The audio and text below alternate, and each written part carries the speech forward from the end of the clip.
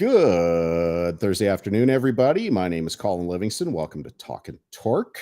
A little bit of technical issue here to start. We were actually about 15 minutes into the broadcast and realized that we were just talking to ourselves here. Normally, I do a little racing recap. Today, I'm going to start by doing a little Cantork recap. This week, normally we've got employees. This business is 23 years old. I've got, pretty good staff. I've got a lot of really trusted employees, namely my son Parker, who made an appearance towards the end of one of our shows a couple weeks ago.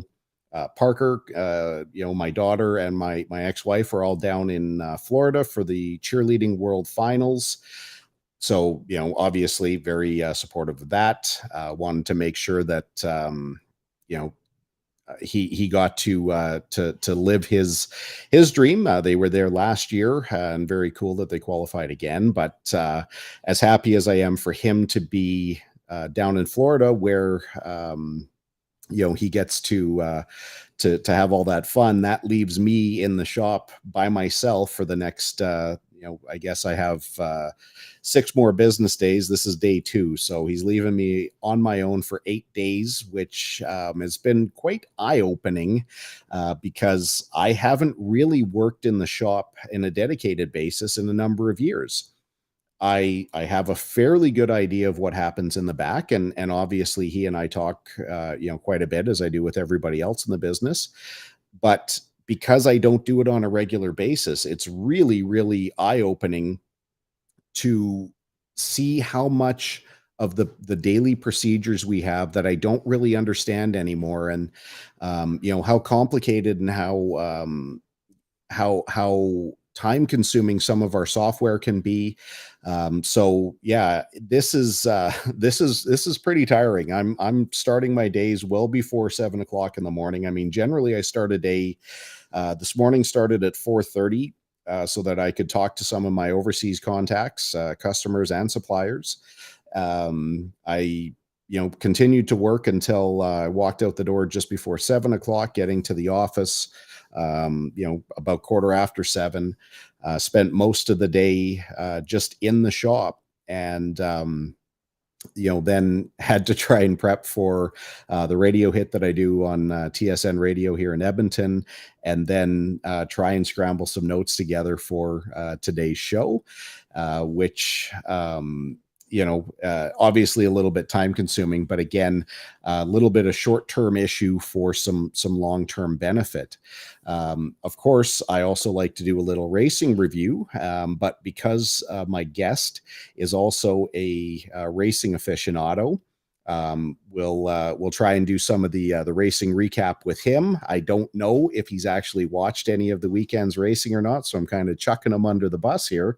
But I'd like to welcome a very good friend, what I'd consider a racing driving mentor of mine, Mr. Troy Shelemey. How are you doing, Troy? Excellent. Thanks for having me, Colin. Oh, no, thank you. Really appreciate you giving me the time to be able to come out here and chat a little bit. Did you get to see the race that happened in Long Beach? No, sorry, I was busy this weekend, and I'm to be honest, it's the World Snooker Championships right now in England, and I'm watching that. Not racing. For real? For real. It's a 2-week long process there. Yeah. Is that a single game, or is that a few matches? The qualifying matches are best of 19, and then it goes to best of 25. The finals are best of 35. It takes days to play. Oh my goodness. Yeah. Okay, so I don't know what to do with that. I don't know anything about snooker. Anytime I've tried to play it, I've been just horribly terrible. Who's the favorite to win? Well, the favorite is the Rocket, Ronnie O'Sullivan. Obviously, he's still doing it. Oh yeah. Really? Oh yeah. I've never heard of him. I have no idea who that is. Yeah. Did you see any of the clips though from the weekend? The racing clips? No. Oilers and snooker. That's all I've seen over the weekend. Yeah. Oh, it's too bad that you didn't get to see the the big incident from the weekend was a contact between Scott Dixon and Patricio O'Ward. I thought you saw that. Well, I might have seen a clip. Yeah. Okay, so you did see. Oh yeah, where the guy tried to throw it up the inside, kind of late. Yeah. Okay, so if we obviously race go-karts together, have for a number of years. If somebody tried to make that kind of move in our level of racing, how do you think that would have turned out? Well, the guy getting punted into the wall would have been a little upset because, like I say, the driver making the pass there came in way late, as far as I'm concerned, even just a little bit late. Yeah, that kind of thing in our racing is really not a welcome event. Well, and of course the likelihood if somebody tried to make that move in go-karts, somebody would have got hurt. Like you wouldn't have just made a body slam. I chatted with Tag here a little bit earlier, and I like to get his feel on things. Not always agree on everything that goes on, but and I won't disclose what he had to say because I don't want to chuck him under the bus. But throwing the I think the most disappointing thing was not the overly optimistic nature of a move that couldn't have worked. It's the fact that afterwards, when he was being interviewed, he said, "I don't have anything to apologize for." I can tell you now, I will acknowledge this might come as a shock. I've never actually raced an Indy car. I've never actually driven an Indy car, but the concepts of racing are pretty standard no matter what level you're at. And that move that O'Ward tried to make, if he made that same move on the track by himself at that speed without Dixon in the way, he would have driven himself off and he would have fenced the car. Super fortunate that they managed to catch exactly wheel on wheel. If that was even like rubber on rubber, those guys would have been like up into the fence, and that would have been a pretty serious crash. Yeah. No, agreed. Yeah. If that happened, in our racing, if something like that happened to you, you would have likely, just walked over and had a pleasant conversation, where my type of means of handling something like that probably would have been a little bit more animated. Yeah, I can agree with that. Yeah. Well, you and I have never had I think the only conversations you and I had that allowed me to get animated were personal conversations where we maybe had a disagreement about politics. True enough. Yeah, that's probably true. I don't think we've ever had that kind of situation on track, even if we've had a couple of contacts over the years, but because I know you and you know me, if something like that happens, it's like, okay, something had to go wrong, because we know that would never make that kind of move intentionally. Exactly. No, that's 100%. You don't intentionally try to hit anybody, but and some drivers are better at avoiding those contacts than others. As we know that there's certain drivers that tend to be involved in incidents a little more often than you and I might be. And I guess maybe that's just the awareness we have while we're on the track, and the care we take when we try to pass somebody. It's really the driver making the pass. It's their onus to do it safely. That's my approach anyways. So yeah, 100%. And over time, and the more you race with certain people, who you can race with and who you have to stay away from. Absolutely. Yeah. We'll start transitioning a little bit. Oddly enough, Troy Shelemey works and owns a business called Shelemey Financial. Now, how were you lucky enough to find a business with your family name? Well, that's a long story, but which unfortunately you have to tell for the second time. So no I apologize about that. But my father obviously started the business in 1965. He was, before he got into that, he actually was a salesman for Canada Packers, and went around BC and Alberta, selling meats to butcher shops. And so that's where he learned to sort of his craft of building relationships and sales. And lo and behold, somebody approached him to get into the life insurance business, and he made that move. Was there actually salesmanship involved in his position with Canada Packers? Oh yeah. He had to go and take orders, and they often had a shot of whiskey at their meetings, which was something that today you probably wouldn't be doing. But you haven't done too many meetings at Cantork. There you go. The fridge is right there if you want to help yourself. Yeah. Don't maybe later. It's okay. Yeah. I can also go on a run of talking. So, Yeah. Yeah. at any time, these are podcasts. These aren't like, regulated shows. So, Perfect. more than welcome to go help yourself at any time. But anyway, so your father started developing his salesmanship as a meat salesman. Correct. The joke is he was selling bologna then, and he just went on to another business to sell bologna. That's awesome. So, but yeah, so honestly, I got to see his success, and he really was. Edmonton is known for this um, large group of I call them legends in the business. These were Manulife advisors back then. They had a sales force, and all these greats, the best producers in the country, were out of Edmonton. It was really quite something for a small community, beating Toronto or beating Vancouver in the sales results for the year and so on. But I saw his success, and then I started following him to like I was telling you earlier, to work on the weekends when I was about like 9, 10 years old, and I'd play in the hallway with my brother. And the reward for hanging out with my dad while he did some studying and work was, we got to go to the YMCA and go for a swim and get a orange juice and maybe lift some weights. At 10 years old. Yeah, they're big shiny silver weights. Yeah, they were pretty cool.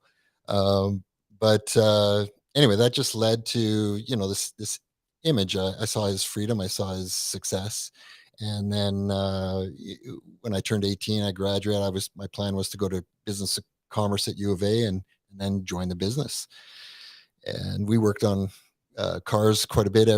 He had two Jaguars that broke down a lot, a 1968 Jag and a 1970 Jag. As they tend to do, yeah. Yeah, they just didn't work very well, but he loved those cars. And we were working one night, and I just said to him, I got my acceptance, but I don't want to wait. Why do I have to waste 4 years in university? I'd rather come into business. I'm ready.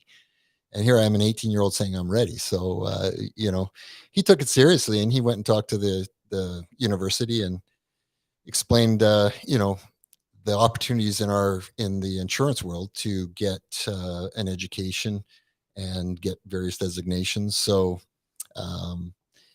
they were in agreement. If Troy wants to try, let him try. He can always come back to university. So that was the thing. So I was then introduced to the branch manager at Manulife, and they basically asked me all kinds of questions and gave me a test to write. And I guess it was an aptitude test to see if I was really fit for selling.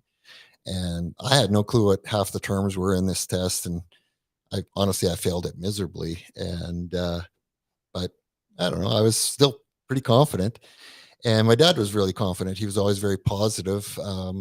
Back then, they used to give a new advisor a contract where you were posted a draw, and you had to sell like $1,000 a month draw, and you had to sell $750 a month to validate in order to keep the 1,000. So wait, you only had to sell $750, but they would give you a minimum $1,000.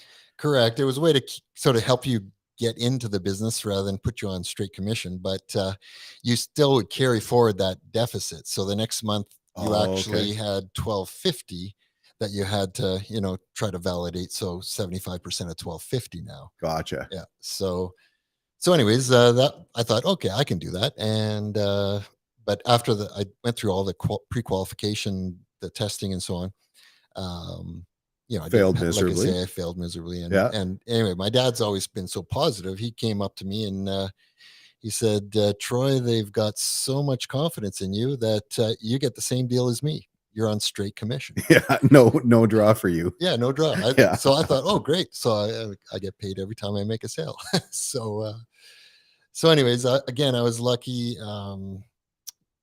My dad's helped to introduce me to these legends in the industry that worked right there, and they were all very, very generous, willing to help and encourage a new advisor. They didn't keep any secrets. They gave me all kinds of tips, and so I learned my craft from some really great advisors.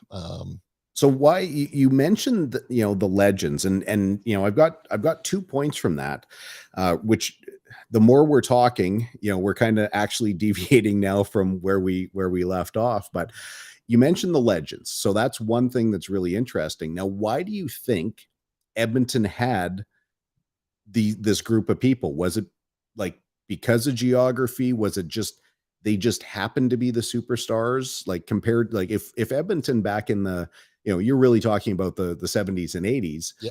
where our population was way smaller than, like you mentioned, Vancouver. What was it that set these guys apart from and really created that environment? Yeah, good question. They were all very independent. They wanted to help people. They weren't afraid to work hard. So and they were willing to share a lot of ideas and information. And they were from everywhere, like not just big town Edmonton. There were a lot of small centers. One of the biggest guys was out of Wainwright. Another big guy was out of Grand Prairie. Wow. Small centers, and here they are, like setting all kinds of records for sales, and so that caught our attention. And back then, it was kind of goofy too. It was, I mean, every week or every month they would send the monthly production club newsletter, mail it to your home so your family could see. So I remember seeing the pictures of the guys in this thing, and I would at the supper table, and I would ask my dad, "How come this guy's ahead of you? He doesn't even look like he could sell a car," And of course, my dad would tell me how great this guy was. But I just learned from that. Like Yeah. a lot of my success in everything I've done, like whether it be sports, I had a lot of, idols in sports. I don't even call them idols, but I just learned from them. Like I love skiing, and Franz Klammer was great then, so I watched him. I loved racing. AJ Foyt was big. Richard Petty was big. Gilles Villeneuve was a big thing. So those guys caught my eye. It was hard to see a race at that time too. Like Oh they, yeah. they just weren't televised. So I would subscribe to these goofy magazines to get the NASCAR news and the Indy news, and so that's how I learned about it. Um, and then just watched where I could on Alberta Sports. Yeah. Now, So before we go down that rabbit hole of all yeah, these people, I mean, when I think of skiing, just there's a slight difference in age, but you don't get a better name than Steve Podborski. yeah, that's true. And then Ken Reed back in the day. Yeah, Those were the guys that I started. But Crazy Canucks. Yeah, what was really cool is when you were talking about the legends and how they were so willing to help and that they didn't hold any secrets. right. For me, knowing you for like the last 15 years, it's super interesting because that's exactly how you are when we go racing. Is you seem to be the guy who will always take someone under the wing, whether, you'll give them some time to settle in, we'll always go talk, I'll say wheel because, that's what I do now. But when I started, I was kind of left alone for a while. And then I would race with my brother-in-law. We would kind of share the cart. And then eventually I was just out there by myself. I still didn't have any clue what I was doing. I had a bit of ability, but I had no knowledge in how to do it. And I distinctly remember when, you approached me and said, "Hey, listen, I've been coming out here a long time. I've seen kind of what you're doing, but you're usually way behind us.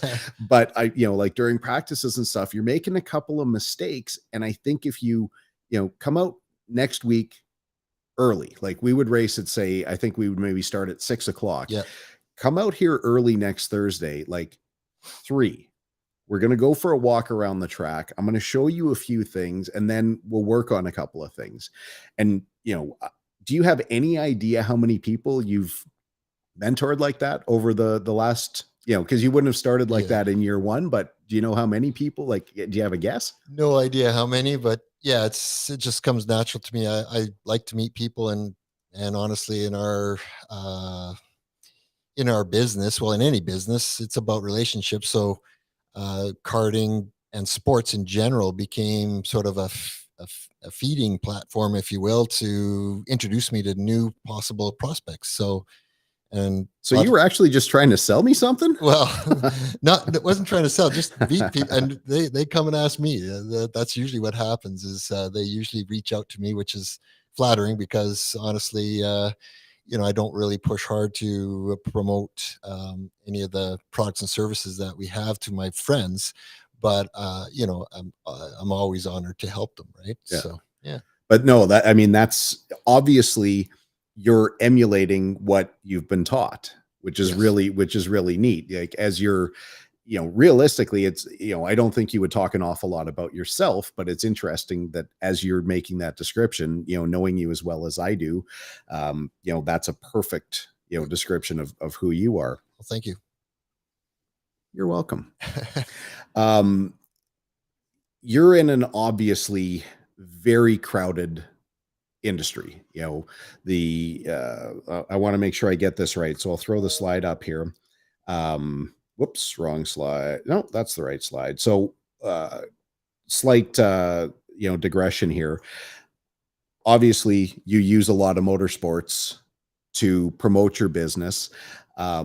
Within the world of Shelemey Financial, if I can boil it down, I'm kind of cheating at my notes here. Yeah. You guys get involved in risk management, wealth building, employee benefits. Those were the three, but you also get into like insurance services as well, right? Yeah. So, building wealth, we do a lot of asset management. So we help people to accumulate assets through investment products like an RSP, a TFSA, just non-registered, even GICs. People are using this; they're building wealth. I love GICs. Yeah, there you go. Yeah. We even have gifts. Ooh. Guaranteed investment funds. Yeah. Yeah. So, anyways, um, and the life insurance was where we really started. That's what I started doing first. Yeah. And life insurance is a great tool for preserving an estate that might lose value when it's taxed when you pass away. Not all assets pass without tax, so there's a solution where life insurance is tax free at death. There's also a way to transition wealth with the life insurance, and or create wealth, or create a charitable donation or gift when you pass. So there's so many different features of it. That's my favorite part of the business is estate planning. I that's what I do best, and that's what I really enjoy. But within your world, what sets, because obviously it's very Yeah, crowded. There are a yeah. million places you can talk to, but what sets, Shelemey Financial apart from, the rest of your counterparts in your space? Yeah. So having worked with my dad and I worked together for like 35 years before he passed away, and we worked closely together. And a lot of clients, I worked jointly with him, or he would introduce me to their children. And just by watching him for the first 3 months in the business, all I did was sit in on meetings and watch him. And I watched how he listened to his customer. I watched how he was so respectful and you know wanted to be helpful to them. So these were the qualities that were resonating with me, that would make a difference. Because as I matured and got in the longer I was in the business, the more I realized that, yeah, every advisor out there can sell the same product that I sell, or that I provide the same service. They can do the same thing. We do a lot of planning services. So any advisor can buy the software that I use and create similar reports. So you're making a difference with who you are and how you treat the individual. And I can, you know, um, confidently say, like, the testament is our clientele, and many of our clients are family business and or long-term families, and we're dealing with the fourth generation of some families in St. Albert. So yeah, we're known. I wouldn't say we're a household name, but to those of us that know us, they trust us implicitly. Yeah. Yeah, it's interesting. Well, I mean, obviously, family business. You've followed in under your father. If we put up the slide here, um, there's quite a few Shelemeys within Yeah. within the business in what you call your pit crew. So Yes. if people are listening in the pure audio version, we've got you as the president, Troy Shelemey. We've got somebody named Damon Shelemey as an advisor, Stefan Shelemey as an advisor, and Sandra Shelemey, who handles two duties of office manager and group specialist. That's a lot of Shelemeys. Absolutely. And there's even another Shelemey, and that's not on that list, is my other half brother. So Stefan's my half brother, and Nathan is my other half brother. So what does Nathan have to do to get any kind of recognition on the website? So Nathan has his own company. When my dad passed away, we did a bit of a corporate reorganization, and we created a second company called Shelemey Wealth Management. And he runs that company, and so he's got his own website. So yeah, we just didn't, you know, tie it in with this, but that might be something in the future. It seems like a little bit of a black sheep kind of thing. Are you listed on his website? No, we work under the same roof, and he's 2 doors down from me. So I mean, I see him every day. Yeah, Interesting. and he's a snooker fan, by the way. Oh, wow. Hold on. Let me make a note of Yeah. my thing here. Um, I'm I'm a pretty curious person by nature. Mm. You're dealing with money, Yep. obviously. What is the largest amount of money that someone's just started with, or somebody has there been like a really massive amount of money that someone said, okay, listen, I like what you say. Here's X number of dollars. Right. Um, I don't know. I don't know if there was any real big event like that. I it's not uncommon to see six-figure deposits. It's not uncommon to see someone start a savings plan for $100 a month. I mean, we treat each individual the same. And my dad would, one of the funny sayings he used to use was, serve the masses and dine with the classes. So I don't know if he was joking or what, but I mean, he loved setting up a $25 a month savings plan for some young individual. Like, he didn't hold back from helping. So Yeah. Now, when you make an investment like that, I'm pretty simple. I mean, obviously I'm pretty simple in life, but with my investment strategy, I'm very simple. I follow my father-in-law's logic that when it comes to investing, if I put $1 in, I need to at some point get $1 out. Yep. I don't want, the big risk. I don't need to hear about, massive gains. And obviously you have a variety of products. What's the strangest investment request that you guys have had over the years? Oh gosh. Well, I mean, people always ask me about some crazy stock or cryptocurrency. We don't do that kind of thing. We use asset managers. We the products that we have, it's a wholesale priced product. So we don't charge any sales commissions or fees. We get paid a service fee from the providers of those investment management accounts. Yeah. And so we just get to know the customer, and away we go. I would agree with you, though, that your advice you were getting from your, I think you said, father-in-law, but most of my business owners, clients, which are most of my clients are business owners, the biggest risk they take every day is in their business. Oh yeah. And most of them know that. Although the returns can be quite lucrative in their business. But it's something you're in 100% control of. You're not turning over correct and hoping that somebody else will do the same thing. Correct. So I often have to, just, convince the business owner that we can diversify and we can take a small percentage of the profits that they have, and let's build another piece of the pie, so that what if your business doesn't sell for the value you think it might be? Yeah. Or what if something changes and your business is gone? And so let's build something else together. Okay, so I'll go down a different road. Is there an investment that somebody wanted to make that you turned down because either you knew it wasn't going to be a success, or for ethical, moral, or any other reason you just didn't want to be part of it? Yeah, definitely. Like, there's a code of ethics that we follow, and there's a lot of compliance. But so I've turned people down where it just didn't sound. It just sounded too aggressive for what their needs dictated. Yeah, and so I never want to get involved in a position like that, where I'm very, respectful of trying to understand the client, and then make sure that the investment advice fits their what they're telling me.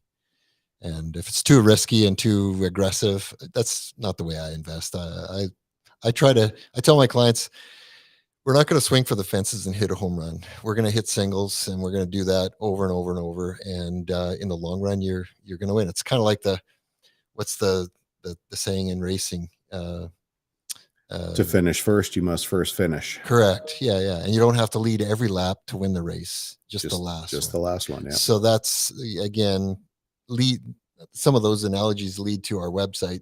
We kind of are involved in racing, as you know, and a lot of the analogies that we've kind of put in there have come from that idea. Yeah. Now, getting back to the baseball analogy, my investment philosophy is I hope that I get hit by a pitch. That's kind of where my investments go. Now, did you ever, are you a fan of George Carlin at all? I know him, and I remember listening to him when I was younger, and So George Carlin, obviously he was a very kind of blue comic, but very intellectual comic. Yeah. And he's got a question that he always poses to religious people. And I'm not, that's not what it is, but I've got a question about insurance, but first I want to preface it with a George Carlin kind of comment, because, he made the setup is that, God is obviously all powerful. So he said, well, is God so powerful that he can heat up a burrito that's so hot that even he can't eat it? And you got to chew on that for a little while. It's just a funny premise, because if God's all powerful, well, of course he can make it so hot, but if he's all powerful, then he'd be able to eat it. So then he can't make it so hot. So is there such a thing as race car insurance? You not that I know of. That might be a different line that you can get into. I've heard of insurance for classic cars. Okay. So, but I don't believe, even these guys that do rally racing, because their cars actually hit the road, but on their transits between the special stages, they have to be registered and they have to have insurance. But because the funny part of my question was going to be, if we can get race car, either like racing insurance or injury insurance from racing, and we're involved in an incident with you as the guy that sold it, would we actually be able to cash in on the claim? Right. I get it. No, I don't. It would be interesting, but I'd be raking in a lot of claims, maybe. Well, you know what? I might have to pause this here, because this is actually a very, very good idea, because you as the insurance guy could be making lots of money on the claims. Me as the cart supply guy could be making lots of money on the parts. So we might, now it's recorded and it's out there. We might not be able to do this, but we could go out there and, I won't mention any particular names, but we could drive like some of the other established drivers in our club and actually make a pretty good return on investment. Yeah, probably. The only problem is we might get hurt. But exactly. So let's get, excellent chance to segue into racing here. Sure. Obviously, first question that, kind of goes without saying, how did you get into racing? What was it like? How did you start watching? Like you mentioned, and I've said this a million times, when I started watching as like a little kid, when I would notice that the Indy 500 or Daytona 500 was on, which was the only racing on TV, it's not like now where you can get like, 3/4 midget bandolero from, Paducahville, warm-up laps are broadcast on something. Back in the day, you could never get that. So what was it that wrapped you into racing? Yeah, well, I guess as a kid, I remember getting my first AFX racetrack for Christmas. I don't know, maybe I was 6 years old or something. Still have it. Still works, actually. Like a slot car? Yeah, kind slot of thing? car. Okay, yeah. So, and then, I grew up in the 70s, so I was lucky to see and hear about Gilles Villeneuve, because obviously he was a, Canadian legend in F1 and just loved by Ferrari. Still regarded as one of the greatest drivers ever. Absolutely. And then Indy 500 was something that was televised in Wild West Sports. So that kind of, and the Daytona 500. So I remember seeing like AJ Foyt win in like 1977 or something like that. And yeah, it was like amazing. And then in 1980, there was that big dust up in Daytona. The first time that the Daytona 500 was broadcast on national TV on CBS. Correct. Which that was, if I'm not, that was AJ Foyt and Cale Yarborough. No, Cale Yarborough and David Pearson. Donnie Allison. Oh, it's wrong twice. No worries. Yeah. Yeah. So anyway, I remember it vividly. So then they crashed, and then they ended up kind of side by side and got out of the car and just started wailing on each other. Yeah. That's, NASCAR is like, I guess, NHL hockey in some ways, some respects. Or like off-camber Carter's some nights. Yes, true. Yeah. Yeah. But other than that, I mean, one of the funniest things that I remember doing was, this must have been in junior high, the library had, little cassettes you could rent. And I found this cassette that had F1 car sounds on it. And there was an introduction, like, this is the BRM. And then they would rev it and drive it and go through the gears and everything else. And then I remember taking that out and making my mom play it over and over in the car. And my family hated it.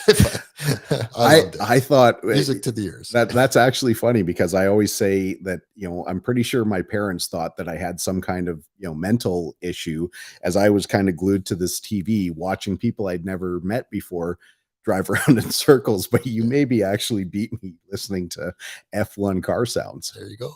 Yeah, that's awesome. But so other than that, like, I never really raced. I did some rental go-karts. I remember I was so in love with the Indy 500. My sister moved to Indiana. She lived in a little place called North Judson, Indiana. And for 14 years, I went to the race from 1982 until like 1996 or whatever. And, just kept repeating. And then I think it was 2004, a sales rep was in my office and told me about, there's this rental event at Stratotech, and they also have this club that they race these karts. And this was late in the fall, and they weren't doing anymore. So I remember going to see Dan over there at the track, and that's Dan Beath, the creator, the founder of the track. Correct. And I'd never driven one of these things, and it was winter, there was snow on the ground. I bought one on the spot. A cart or one of the Arcabolinos? No, an RM1. Oh yeah. That's what they're called, the DDCs back then. The old Sodi. Yep. Bought one, and then waited till the spring for the season to start, and had to, jump in it, and scared the crap out of me. And I was questioning myself on that first lap, why did I do this? But that's 20 years ago, and I'm so glad I did. Yeah, that's very, very similar story that, a good friend of mine, Jody, I had always, I never knew that racing is something that you could just do it. It was always, for me, it was always something that, people did on TV. And I didn't see myself as a TV person, which is kind of funny now that we're on video and broadcasting to, singles of people. But we were talking on the phone one day, and he said, "Hey man, you got to check this place out, the Stratotech. And they race these like formula cars that are really cool, but they're actually pretty affordable. They're only like $30,000, and they're like open wheel." I'm like, "What are you talking about?" And looked into these things, these Formula Arcabolinos. That's what kind of set me down the road to say, like, well, maybe, I wasn't really interested in the Arcos. Like, it just seemed like too much stuff. But then, we ended up buying that, the same thing. It was a few years after you, but we bought the RM1, and we agreed we were going to share it. We were going to split races, but then that lasted one night, and we went out and bought a second cart. Yep. And then, obviously had a pretty long run at Stratotech, until 2013. Yeah, about that. Yeah, you're right. Yeah, 2013. Yeah, because we started at EDKRA in 14, so the math kind of checks out. But I mean, it's racing is just so awesome, except when it isn't. Well, agreed. But it just, you keep coming back. You're obviously involved with CRG now, and big supporter of not just karting, but your stock car efforts and so on. Like, that's probably what keeps you going, is just this new adventure. I always say, like, every couple of years I buy a new kart just to kind of keep my head in the game and have to learn something new rather than driving the same old equipment every year. So that's my formula to keep myself interested is, just some new equipment, a new adventure, and race these guys, and also try to build the club. Like we've together, not just me or you, or there's a lot of guys in Edmonton that have helped grow our little off-camber karting crew to the 22 drivers average we had last year, and the biggest field of 27 we had like 3 times last year, which was pretty cool. So Yeah, largest DD2 group. It's never been proven. right, It's never been disproven, but largest DD2 group in the world of regular, weekly regular. Yeah, racers, for yeah, whatever reason. Again, Edmonton, home of legends of investing and life insurance and legends of DD2. exactly. Um, that's one of the things that you know you've got to be able to take some credit for. Obviously, we've got a very diverse group, but we spend a lot of personal time together. Like as competitors, it's the weirdest thing in the world that you can be really good friends. You can hang out, have drinks, we socialize, we go to hockey games, we, depending on which kind of person interaction we've got. But then you put that helmet on and you go into this mode where you just want to, kick the shit out of each other for 10, whatever we do, 10, 10, 12 laps. And then all of a sudden you take the helmet off and we're back to being friends again. Yeah, sports has a funny thing like that. I've whether it's racing, I played a ton of ball hockey, I played a lot of football, I played a lot of basketball, and I guess hockey, I could say as soon as I got the stick in my hand, I was a bit of an animal, but a real nice guy off the floor. So, but that's funny how that goes. But you're right. No, I can never remember my, if you just duck, let me see, if you duck to your left, no, right. your other left, your right, There left. you go. So I want to kind of get your face kind of unimpeded because I make the comment. My joke is that you look a lot like Ted Danson. Oh, nice. Obviously, if it's the audio only version, you won't get to see, but now everyone will get to see that. But I can't remember. There is an age difference. How old are you right now? I'm 61. Or sorry, I'm 60. I'll be 61 May 5th. So Okay, in three so weeks. how much longer do you think? Like so.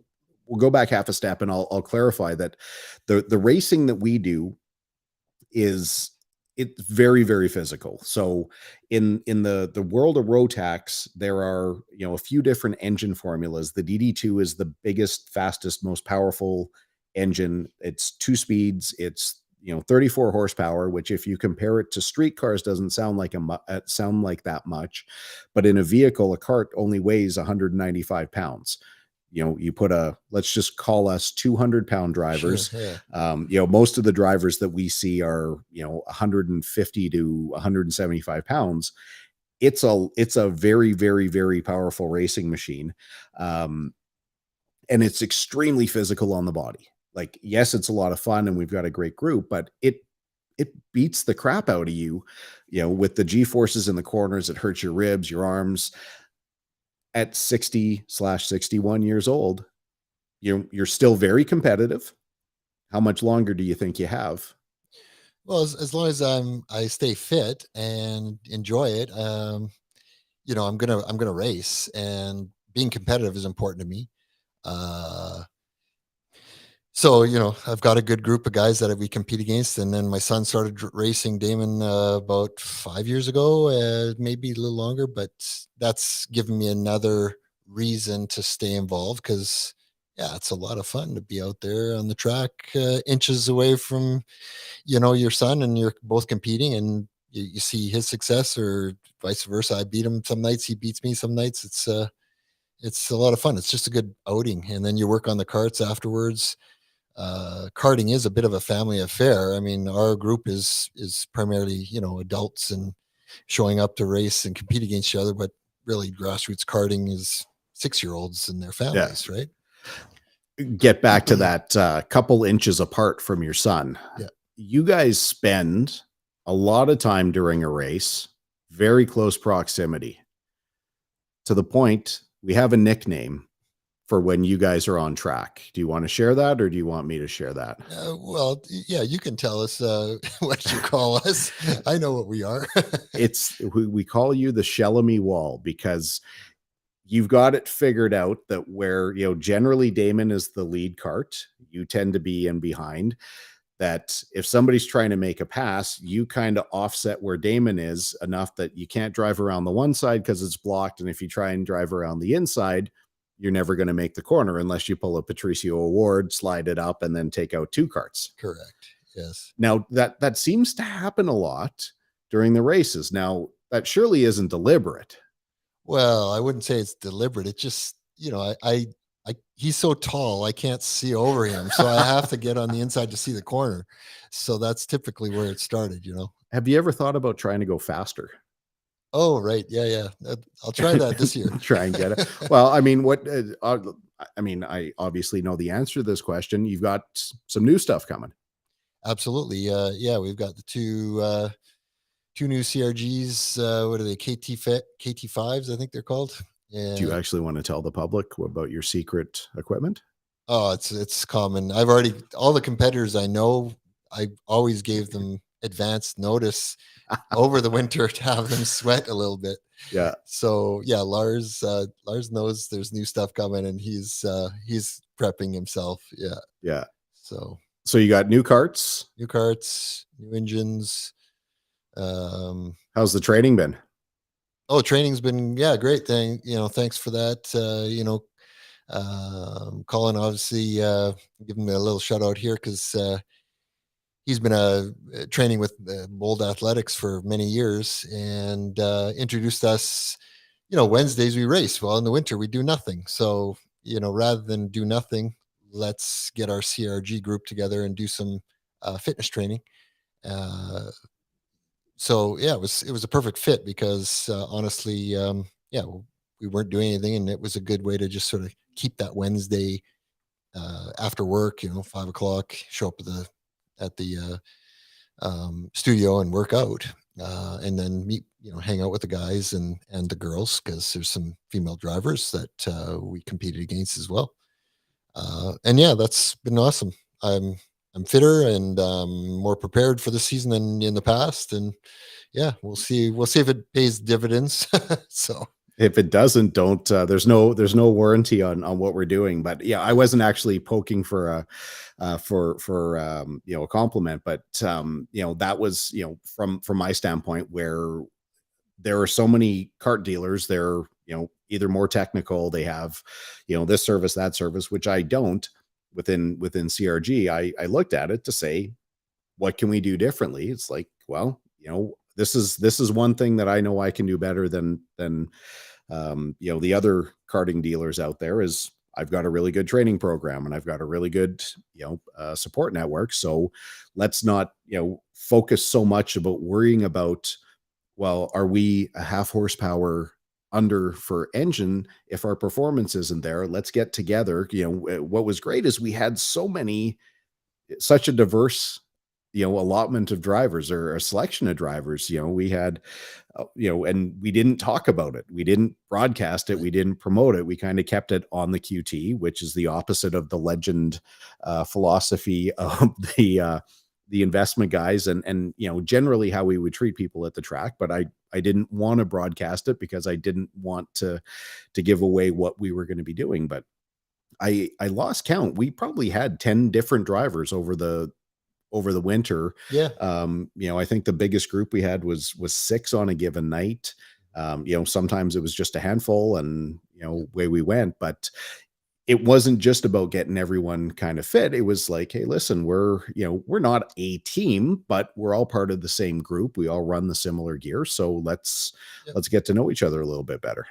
No, that's excellent. And it was, it was kind of timely because I think I needed something like that. Just, like I say, get prepared in a different way for the season. It's, after 20 years of doing the same thing, you can get bored, and it's the same track. And, we've gone out to a few different venues in the past few years, going down to Calgary. We did that north of 49 a few years back. I don't want to talk about North 49. Yeah. Well, and then Saskatoon last year with the. Not just, I want to be clear, not because of the Calgary people, not because of the event, just because of how it ended for me getting run Oh, run over over. That's right. and Yeah, yeah, yeah, a very yeah. lengthy recuperation. It's fun to travel, and I guess in hindsight, that's one thing I wish I did more of, was in the when I was younger and could get around a little more. I got time now, but I don't really want to give up my time, so that's what holds me back from traveling to go racing. I enjoy just arriving at the track, pulling my thing out of the sea can, tweaking it up, and getting the tires ready, and get out there and do my laps, and compete. Throw all your notes into your logbook. Yeah, well, funny enough, like when I started at Stratotech, I didn't race, so I read lots of books on karting. Every book I could find, I ordered all these books, and I read and read and read. Did you find a CD on karting sounds? No, no, no, no. But I did another thing that was kind of funny. One of the things I read was that you should make a book about every corner on the track. So I walked around Stratotech with a Polaroid camera, took pictures of every single corner. Then I drew the corners in my book, and made notes on how to drive through the corner and how to approach this stuff.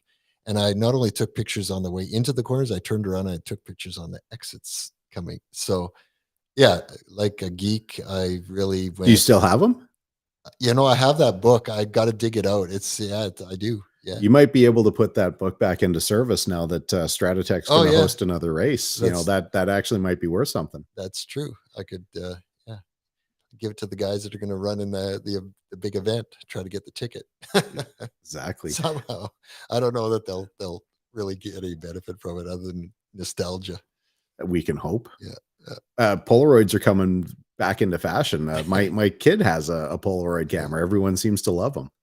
I'm gonna have to find that for you. You'll have a good chuckle. I think of the episode of MASH where the guy's got a Polaroid camera that ends up getting stolen, and because MASH was shot in the 70s and 80s, but was really featured in the 50s, the idea of the Polaroid camera was like magic. And now we can just take our phone and not only take pictures, but live stream across the world and shoot video and all that stuff. It's crazy. Absolutely. Within the world of your primary form of racing that you like to watch now is Formula One? Yeah, I would say Formula One. I don't follow NASCAR all that closely. I don't mind the big super speedways for some weird reason. Kind of enjoy that. Indy 500, I never miss it. My whole family knows that I love it, and we do a pool every year, picking drivers and points and stuff. So yeah, so it's sort of a tradition. So who do you like in Formula One now? Well, lots of my buddies don't like him, but I like Max. I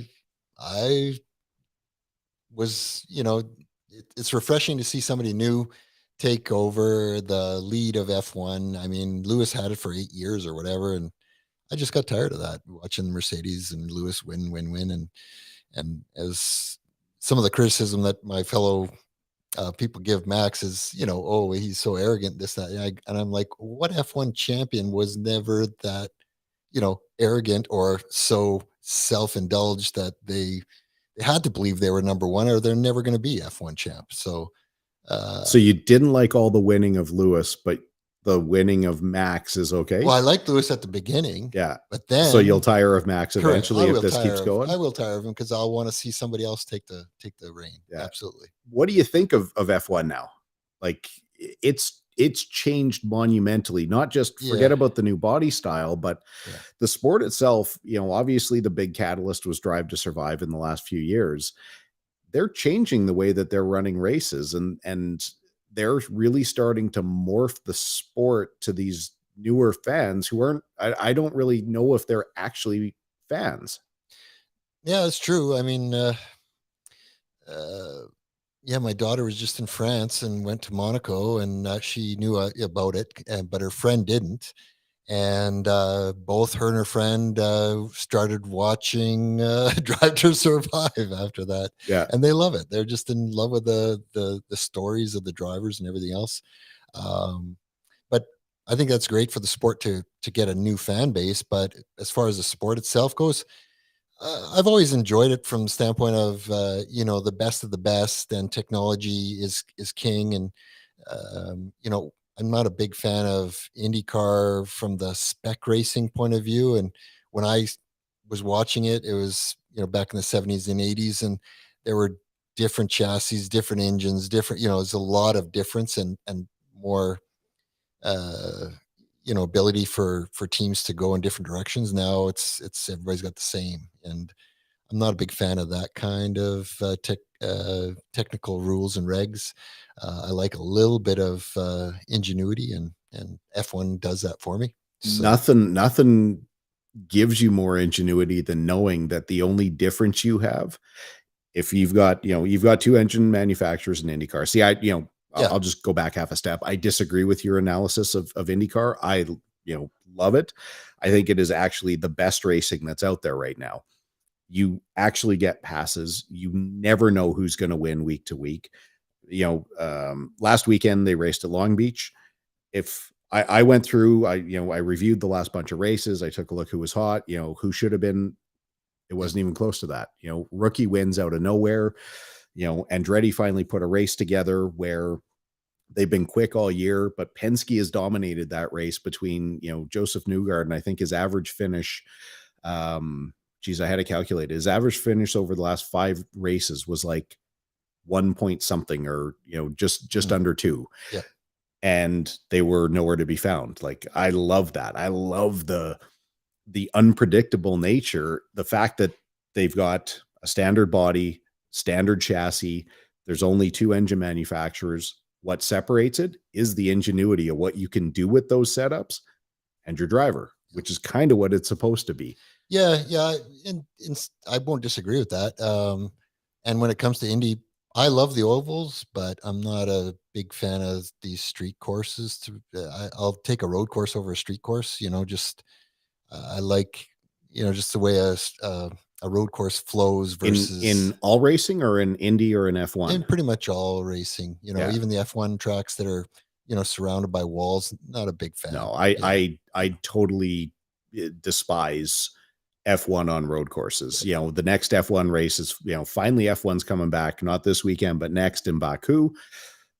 There's a couple places where you can pass there after some long straightaways, but yeah, that's another brutal one. And the unfortunate thing is they've added 2 races in the US, and they're both street races. Right. This Vegas race, I don't know. I'm pretty discouraged by what that's supposed to, or I shouldn't say what it's supposed to be, but the pricing that they're offering. The Vegas race, before it ever happens, is going to be the most expensive race on the F1 calendar. The second most expensive is Miami. The third most expensive is Coda. Crazy. Oh. But anyway, Yep. on in IndyCar, they put on a good race at Long Beach last weekend. I thought you didn't Yeah. get to see it, but No. that's fine. I'm kind of drawing a blank. I just had a bit of a brain fart. Are you encouraged by the direction F1's going, or? Good question. I don't know. I mean, my only pet peeve on F1 is often too many rules and regulations and disputes over. I don't know. I'm just more of a pure racer, and it's like there's going to be contact sometimes, and sometimes it's unavoidable.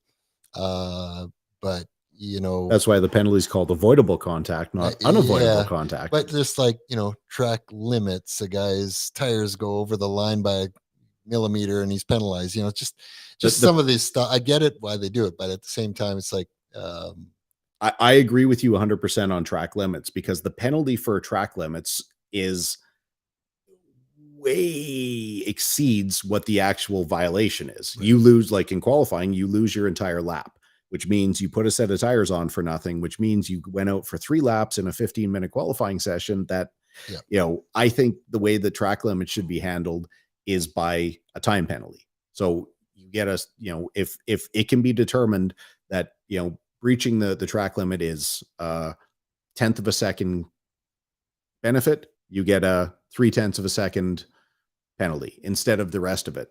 The other thing, what do you think of this? My genius idea, it's not my idea. IndyCar does this. Instead of the way F1 runs qualifying, I don't know if you know what IndyCar does, but IndyCar has a start finish line. But during qualifying, they make the start finish line before pit entry so that when you're doing your qualifying lap, you pull out of the pits, you get right on it.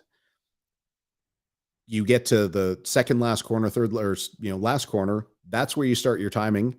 You make a lap, you cross, and then you can go straight back into the pits instead of these fugazi, in laps where you have to save the tires and you have to block cars and all that. What do you think of moving that to F1? Yeah, that's awesome. I mean, it just avoids that guy that's on his in lap and he's trying to avoid the guy that's, on a flyer, and makes sense to me. Yeah. But it saves so much time. And it saves a lap. Yep. Saves it saves basically a lap and a half to 2 laps, because even when a driver in F1's on an in lap, it's not like they're just driving. They're listening to the team. They're putting the car into all kinds of different modes. They're talking. They're not really paying attention. They need the team to say, hey, listen, you can't tell in a mirror that's this big that that's a car coming at you at up to 200 miles an hour and kind of look like, oh yeah, I should get out of the way. I wish F1 would do a little bit more of that, but how was that? That was awesome. Yeah. Went by pretty quick. Absolutely. Especially since we had to do it 1.5 times. Exactly. Would you believe that was an hour and 2 minutes? Yeah, no, it went by pretty good. Yeah, that was good. Told you. Troy, and do you have anything else to add? Nope. I was getting ready to wrap everything up and do all the thank yous, but I should be polite. And I don't know if we missed anything on the business or on racing that you want to throw out there. This was awesome. I appreciate, this opportunity to try this out and have a conversation about racing and see, I think, for what it's worth, I think we need to do, because, by design, I built this thing on Thursday. So, this is what we're going to be doing. Obviously, it's the day after Wednesday, which is our karting day. Hopefully we can get a few people out to the kart track at EDKRA this year. But I think we need to do like a karting recap, maybe once a month, where we get a handful of people. We get, Wade or Brent or, Craig or Ryan or, whoever, where we can maybe get a couple of us, and kind of do more of a roundtable of, who's pissed off, what happened over the last little bit. What do you think of that? I mean, I'm happy with that. I think there'd be some definite support for it. And it's just a bunch of bozos talking. We do it anyways. We're talking about it during the week or during the month, or I don't see everybody, but I'll golf with certain guys. We'll go to the gun range with other guys in the winter. Some of us go and do some karting, and so yeah, Well, I finally figured out. I've got this. You can't see it on camera, but I've got my little mixing board right over here, and I finally figured out how to add one of my favorite sound drops, because the whole point is we could sit around and talk, and kind of like tonight. My friend Mike's been watching. He's been sending a few things. I put this up earlier, and again, because don't worry, nobody's listening anyway. He put this comment. IndyCar on the streets of Detroit. That's just wrong. And, I threw that up before and I happen to agree with them.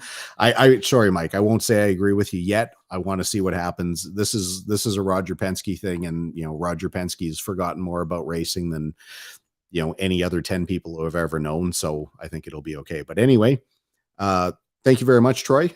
Really appreciate you giving us the time here.